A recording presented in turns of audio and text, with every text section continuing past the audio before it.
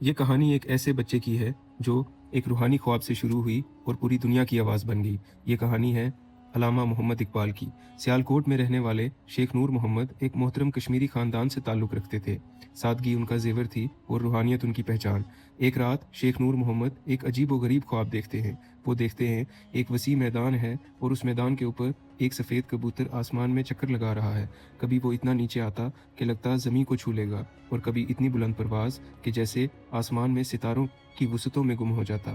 نیچے ہزاروں لوگ ہاتھ بڑھا کر اسے پکڑنے کی کوشش کرتے، لیکن کبوتر کسی کے ہاتھ نہ آتا۔ پھر اچانک وہ سفید کبوتر بجلی کی طرح نیچے آیا اور سیدھا شیخ نور محمد کی جھولی میں آ گرا۔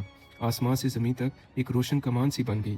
شیخ نور محمد سمجھ گئے کہ اللہ انہیں ایک ایسا بیٹا دینے والے ہیں جو پھر سے آسمان اور زمین کو ہم کلام کرے گا۔ پھر آتی ہے 9 نومبر 1877 کی جمعہ کی صبح۔ سیالکوٹ سو رہا تھا، مسجد سے اذان کی آواز گونج رہی تھی۔ نور محمد کے چھوٹے سے گھر میں ایک دیا ہلکی سی روشنی دے رہا تھا، پھر وہ دیا اچانک بجھ گیا اور اندھیرے میں ایک نئے پیدا ہونے والے بچے کے رونے کی آواز گونج اٹھی۔ کون جانتا تھا یہ بچہ کل پوری امت مسلمہ کے درد کی آواز بنے گا۔ وہ بچہ تھا ڈاکٹر علامہ محمد اقبال۔ شیخ نور محمد پیشے کے لحاظ سے درزی تھے، لیکن روحانی طور پر بہت گہرے انسان تھے۔ تعلیم زیادہ نہ تھی، لیکن ان کے اندر ایک خاموش عرفان تھا۔ دنیا کی چمک دمک ان کی نظر میں کوئی حیثیت نہیں رکھتی تھی۔ وہ سادگی میں جیتے اور خاموشی میں عظمت تلاش کرتے۔ ایک دن ایک فقیر ان کے دروازے پر آیا۔ جوان اقبال کو بار بار کی فریاد پر غصہ آ گیا۔ انہوں نے اسے دھکا دیا، اس کی جولی کے چند سکے زمین پر بکھر گئے۔ شیخ نور محمد کی آنکھ بھر آئی۔ انہوں نے اقبال سے کہا، اقبال، قیامت کے دن جب رسول اللہ کے سامنے پوری انسانیت کھڑی ہوگی تو یہ مظلوم بھی کھڑا ہوگا اور مجھ سے پوچھا جائے گا، نور محمد، تمہیں ایک مسلمان بچہ دیا گیا تھا، تم سے اس کی تربیت کا حق ادا کیوں نہ ہو سکا؟ پھر انہوں نے اپنی سفید داڑھی کی طرف اشارہ کرتے ہوئے کہا، مجھے رسول اللہ کے سامنے رسوا مت کرنا۔ ایک دن انہوں نے اقبال کو وہ نصیحت دی جو ان کی زندگی کا مرکز بن گئی۔ وہ اقبال سے کہتے ہیں، بیٹا، قرآن ایسے پڑھو جیسے وہ تم پہ نازل ہوا ہو۔ یہ وہ چنگاری تھی جس نے اقبال کے اندر روحانی انقلاب پیدا کیا۔ ننھے اقبال کی عمر 4 سال اور 4 مہینے تھی جب شیخ نور محمد انہیں محلہ شاہوالہ کی مسجد میں مولانا غلام حسن کے پاس لے گئے۔ وہاں سے قرآن پاک پڑھ کر ان کی تعلیم کا آغاز ہوا۔ ایک دن سید میر حسن مسجد میں آئے اور اقبال کو قرآن پڑھتا دیکھ کر متاثر ہو گئے۔ انہوں نے شیخ نور محمد سے کہا، صرف دینی تعلیم کافی نہیں، وقت کی ضرورت ہے کہ بچے کو دنیاوی تعلیم بھی دی جائے۔ شروع میں شیخ نور محمد ہچکچائے، لیکن آخرکار اقبال کو میر حسن کے حوالے کر دیا۔ یہ وہ لمحہ تھا جس نے اقبال کی زندگی کا رخ بدل دیا۔ 1884 میں 7 سال کے اقبال کا اسکول میں پہلا دن تھا۔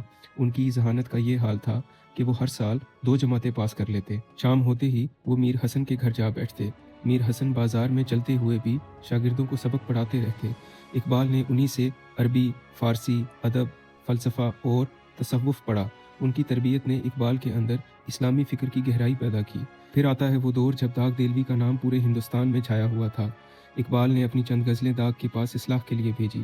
داغ نے کلام پڑھا اور سمجھ گئے یہ آواز عام نہیں۔ انہوں نے کہا، اقبال، تمہارے اشعار میں تبدیلی کی گنجائش لگ بھگ نہ کے برابر ہے۔